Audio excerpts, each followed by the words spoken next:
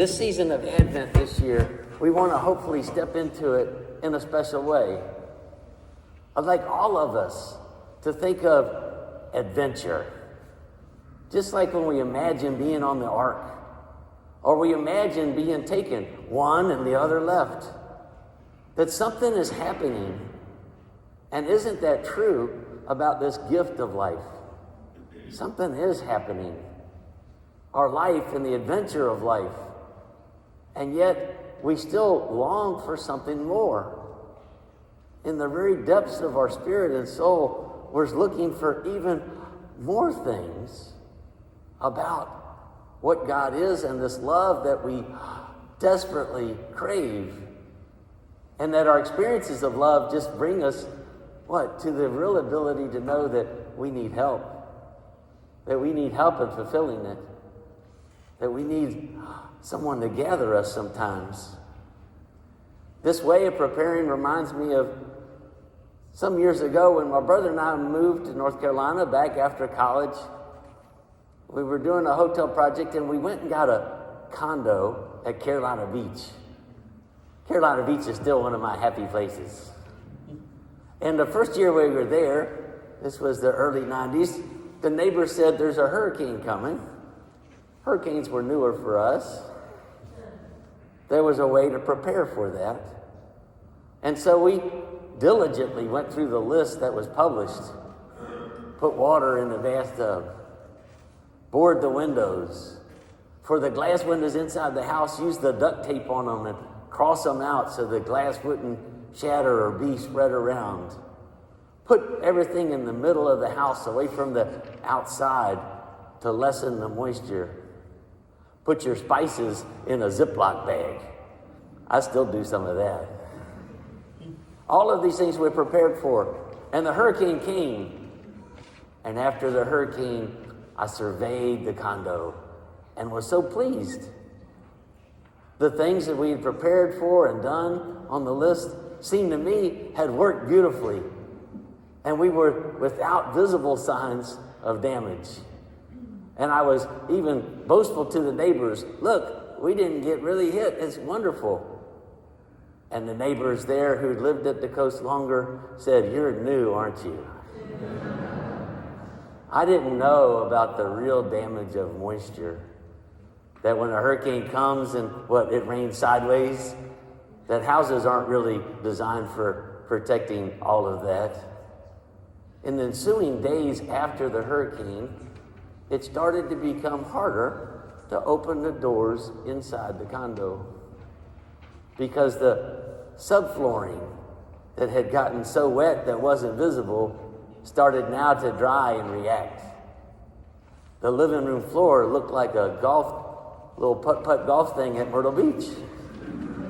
There were moguls and hills, and we had to start taking off one by one the doors in the house off the hinges, taking up the carpet, removing the floorboards, and that kept growing over the ensuing days. Then also the mold started on the walls and the wallboard. Lights started flickering because of the moisture and the electricity. And it became apparent by the second week that we had been wiped out. And isn't that true about this life that we've been given? When I lost my parents, I thought I was strong because of some of my knowledge about our faith and being strong in faith and the precepts of the church. And I said, I can deal with this grief and the reality of life and where they've gone and be strong. And by the appearances that we give, often everything's fine. But what's the truth about all the storms we go through in life? They leave a mark. There's damage that's unseen. And often as time goes on, it bubbles up even more. And we become hard to open in ways. That was true of me. And I miss them still terribly. But Jesus is asking us, to be ready. That the storms of life, as we look at this new liturgical year starting, are still going to come. There's going to be more things, to be ready for. But as we know, when we deal with our young people, we know that we will be stronger if we know who God is, and if we step into the light that belief really brings us. So this season, in our own circle of life, in your friendships and family, especially for our young people, let's make sure that they hear about this adventure of life that is a wonderful gift, but be real, be forthcoming about the struggles. Often they view parents and grandparents as really indestructible superhero type people. That's not really true about all of us, is it? That underneath the storms and struggles we've had have had an effect. But if we can share that with Christ, with persevering love, with the ability to stand up again and prepare ourselves, that light comes back into your life after struggle, that love and the opportunities of caring for others continues. So we need to share this part of the adventure that faith has in our life. Very often our young people, looking for really a connection and a noise. The world that we grow up in now is vying for attention, and it's flashy and electronic in many ways. And what's the experience of our church and faith tradition? Sometimes it can be quiet. I love Jesus' words in the gospel. They're ones that I often want to say when he says, stay awake. Stay awake. That this life of church is also part of the adventure.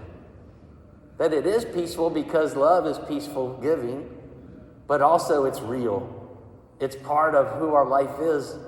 And it doesn't gloss over. Just because we gather and pray doesn't mean that we're not hurting. And it doesn't mean that we're not fearful of what's to come. It's just the opposite. It means we're getting ready for what is coming. That we're getting ready, that we know we can still live through it. And that in living through it, we'll still be together.